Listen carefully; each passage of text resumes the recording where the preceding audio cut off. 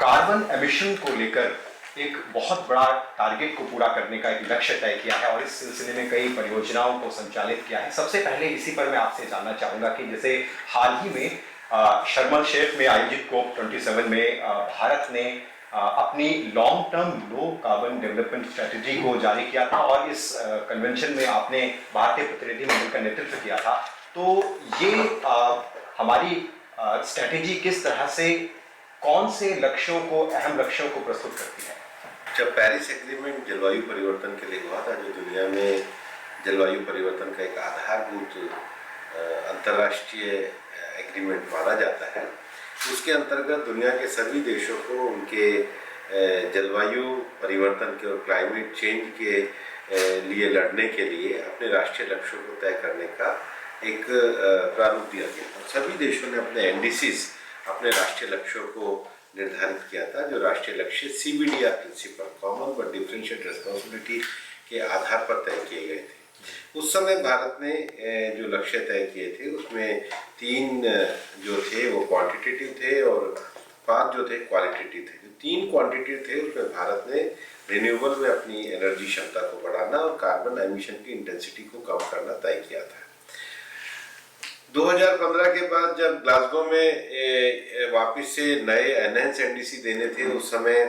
भारत ने कहा कि जो रिन्यूएबल एनर्जी का लक्ष्य है जो भारत ने 2015 में दिया था, भारत दुनिया के उन चुनिंदा देशों में था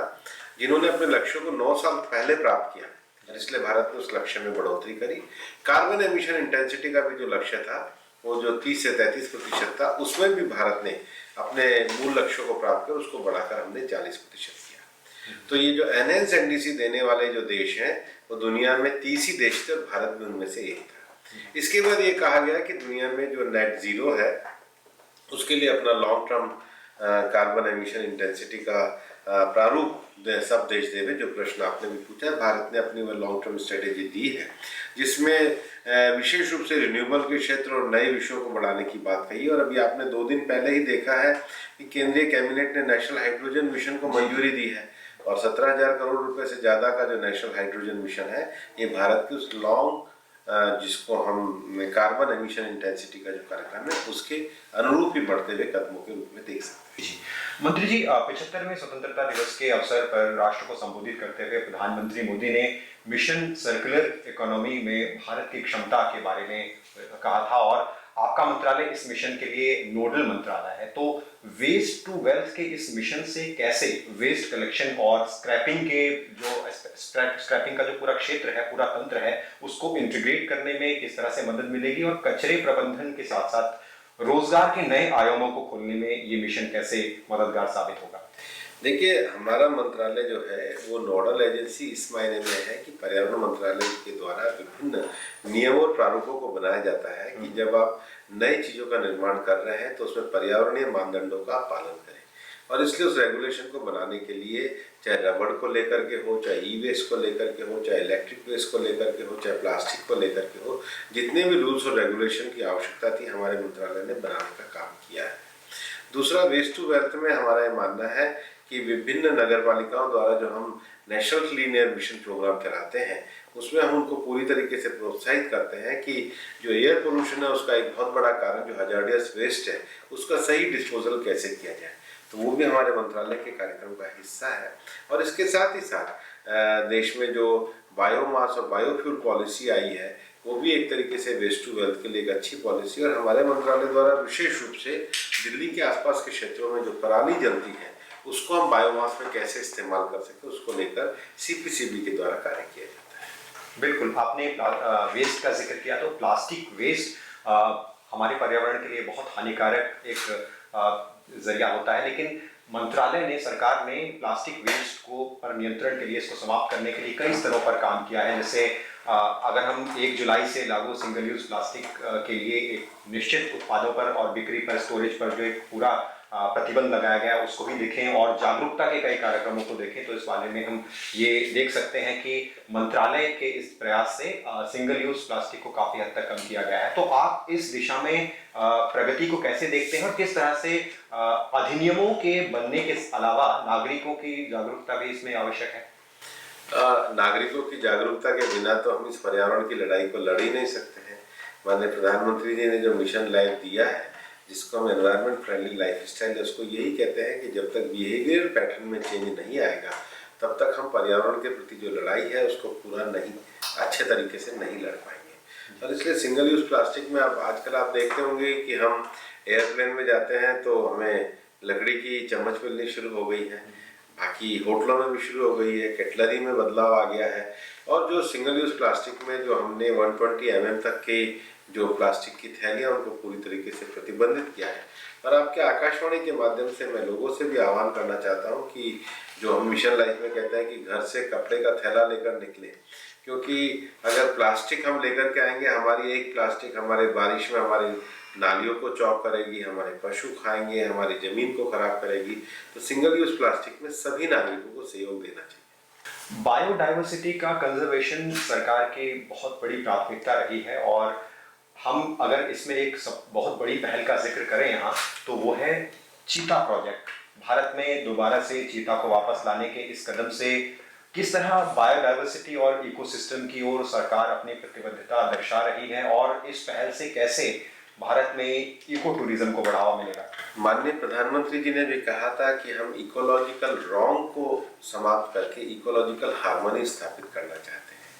और ये जिसको हम कहते हैं बिग कैट, जिसको हम कहते हैं चीता, टाइगर, लायन, ये तब एग्जिस्ट कर सकते हैं जब उनका प्रे से लेकर के सब चीज़ें बैलेंस हो, बैलेंस एरिया में ही रह सकते हैं। मैं आपको बताना भी चाहूँगा कि कई बार हम ये कहते हैं प्रोजेक्ट टाइगर, देश में 53 टाइगर रिजर्व है, लेकिन हम केवल टाइगर नहीं है, वहाँ से देश की नदियों के लिए वाटर रिसोर्स निकलते हैं, वहाँ की देश की बायोडाइवर्सिटी की रक्षा के लिए विभिन्न प्रकार की प्रजातियों की रक्षा होती है, वहाँ पर देश का जैव विविधता का एक संपूर्ण संरचना रहती है, प्राकृतिक संरचना रहती है। और इसलिए मेरा एक मानना है कि माननीय प्रधानमंत्री जी का जो विजन है इकोलॉजिकल हार्मनी स्थापित करने के लिए, अगर हमारे यहाँ से कोई प्रजाति विलुप्त हुई है तो उसको वापस से पुनर्स्थापित करके इकोलॉजिकल बैलेंस को बनाना, इसको जो कार्य किया गया है, मुझे लगता है दुनिया में पहली बार ऐसे हुआ है। और ये संतोष की बात है कि प्रोजेक्ट एक सही गति पे चल रहा है। हाल ही में संसद से पारित wild life protection amendment bill 2022 पर भी मैं आपकी एक टिप्पणी चाहूँगा कि किस तरह से पुराने अधिनियम से इसे और कंटेम्प्रेरी और मजबूत बनाया गया है। हम 1976 से दुनिया के एक संधि के हिस्सा थे जिसमें जो कन्वेंशन फॉर इंडेंजर्ड स्पीशीज और ट्रीज को लेकर के थी, हमारी उसके प्रति प्रतिबद्धता थी। और दुनिया में ये कहा जा रहा था कि इसके लिए आपको अपने अंदर अपने यहाँ पर एक सिस्टम बनाना चाहिए, लीगल सिस्टम, जो आपके एक्ट के अंतर्गत हो। नए वाइल्ड लाइफ एक्ट के अंतर्गत हमने उस सिस्टम को करके एक तरीके से दुनिया के साथ देशों में खड़े होकर जैव विविधता और वन्य जीवों की रक्षा के लिए एक स्ट्रॉन्ग लीगल मैकेनिज्म दिया है। उसके साथ ही साथ हमारे यहाँ पर जो वन्य जीवी परियोजनाएं हैं, जहाँ से विकास परियोजना उनमें कॉन्फ्लिक्ट न चले, स्टेट को भी हमने एक स्टैंडिंग कमेटी बनाने का अधिकार दिया है। एक और जो बड़ी बात है कि जब हम वन्य जीव क्षेत्रों से लोगों का विस्थापन करते हैं तो वहाँ रहने वाले जो जनजाति समाज और स्थानीय समाज के लोग हैं, जब तक उनका पुनर्स्थापन पूरा नहीं हो जाता, उनके पशुओं की चराई के, उनके पानी के अधिकारों को देने का भी काम हमने किया है। तो एक तरीके से हमने एक बढ़िया लीगल मैकेनिज्म देना, स्टेट गवर्नमेंट को ज़्यादा पावरफुल, ज़्यादा अच्छे अधिकार देना, देश के वन्य जीवों की रक्षा करना, और लोकल जो कम्युनिटीज़ हैं उनके जो ट्रेडिशनल राइट्स हैं और उनका पुनर्स्थापन है, उसके लिए भी जो दिक्कतें आ रही थी उसको प्रशस्त करने का काम किया। एक बैलेंसिंग परिवर्तन हम वाइल्ड लाइफ एक्ट में लेकर के आए हैं। वेटलैंड्स के संरक्षण को लेकर भी सरकार का बहुत बड़ा जोर रहा है और इस मामले में बड़ी उपलब्धि ये रही है कि स्वतंत्रता के 75 वर्ष पूरे होने पर अंतर्राष्ट्रीय महत्व के 75 वेटलैंड्स की पहचान का एक अहम लक्ष्य हमने पूरा किया है। और देखा गया है कि जो रामसर साइट्स के रूप में बीते सालों में बड़ी संख्या में हमें वेटलैंड्स को हमने शामिल किया है। तो इससे कैसे भारत वेटलैंड्स का संरक्षण करके पर्यावरण संरक्षण की दिशा में अपनी एक बड़ी भूमिका निभा रहा है? मैं अक्सर अपने डिपार्टमेंट में ये कहता हूँ कि फॉरेस्ट अगर हमारे लिए हार्ट का काम करते हैं तो वेटलैंड हमारे लिए किडनी का काम करते हैं। जी, आपको पता होगा देश की वेटलैंड में लाखों प्रवासी पक्षी आते हैं, इकोलॉजिकल सिस्टम रहता है, लोगों को रिलैक्स करने के लिए भी वो जगह मिलती है, वहाँ के से वातावरण अच्छा होता है। और इस देश में बड़ी बड़ी लेक हैं, जैसे हमारे कश्मीर में वूलर की लेक, मणिपुर में लोकटक की लेक, उड़ीसा में चिल्का की लेक, पंजाब में हरीके बैराज, हिमाचल प्रदेश में रेणुका सागर, मैं अनेकों नाम ले सकता हूँ, राजस्थान में हमारी सांभर की झील, और ये लगभग बड़ी बड़ी झीलें हैं। इन सब झीलों का संरक्षण करना बहुत आवश्यक है और पूरे देश में लगभग 4.5% एरिया हमारा वेटलैंड का है और वन क्षेत्र से बाहर भी 2.5% से ज़्यादा एरिया में हमारी वेटलैंड है। ये हमारी वाटर बॉडीज भी है। आपको पता होगा माननीय प्रधानमंत्री जी ने आज़ादी के 75वें वर्ष के अवसर पर लोगों को अमृत सरोवर का काम दिया और जो भविष्य में प्राकृतिक संतुलन के लिए एक बड़ा विषय है। ये जो हमारी वेटलैंड है, आज इसमें से आज़ादी के 75 वर्ष में हम 75 वेटलैंड को अंतर्राष्ट्रीय रामसर साइट्स का दर्जा दिलाने में कामयाब हुए हैं। हमने वेटलैंड मित्र बनाए हैं, हमने लोकल जागरूकता के कार्यक्रम चलाए हैं उनके प्रिजर्वेशन के लिए और उनके आसपास एक अच्छा सघन वन रोपण के भी कार्यक्रम को हमने आगे बढ़ाया है और इसमें भी हम जन भागीदारी के साथ आगे बढ़ रहे हैं। और अभी 2 फरवरी को इंटरनेशनल वेटलैंड डे आने वाला है, तो हम वापस से एक पूरी वर्कशॉप इसके आगे के कार्यक्रम की करने वाले हैं। वायु प्रदूषण एक बड़ी गंभीर समस्या रही है और इसकी रोकथाम के लिए मंत्रालय ने नेशनल क्लीन एयर प्रोग्राम जैसी परियोजनाओं को संचालित किया है। 2019 में इसकी शुरुआत हुई थी। तो इस तरह के कार्यक्रम से किस तरह से मंत्रालय राज्यों, केंद्र शासित प्रदेशों और जो स्थानीय निकाय हैं हमारे, उनको सहयोग प्रदान करते हुए प्रयास कर रहा है और कैसे हम आगे आने वाले समय में वायु प्रदूषण को इस तरह के कार्यक्रम से कम होता हुआ देख पाएंगे? देश के 133 शहरों में national clean air mission programme हमारा चलता है और उसमें जो विभिन्न नगर हैं उसमें वायु प्रदूषण के अनेकों कारण होते हैं। व्हीकल पॉल्यूशन उसमें एक कारण होता है, इंडस्ट्रियल पॉल्यूशन एक कारण होता है, गार्बेज जो होता है म्यूनिसिपैलिटी का वो एक कारण होता है, जिसको कहते हैं बायोफ्यूल वगैरह, जनरेटर वगैरह, वो जनरेटर विशेष रूप से एक बहुत बड़ा कारण होता है। जो कृषि उपज के जो अवशेष जलाए जाते हैं वो एक बड़ा कारण होते हैं। तो इन सब चीज़ों को पहचानने के लिए हमने विभिन्न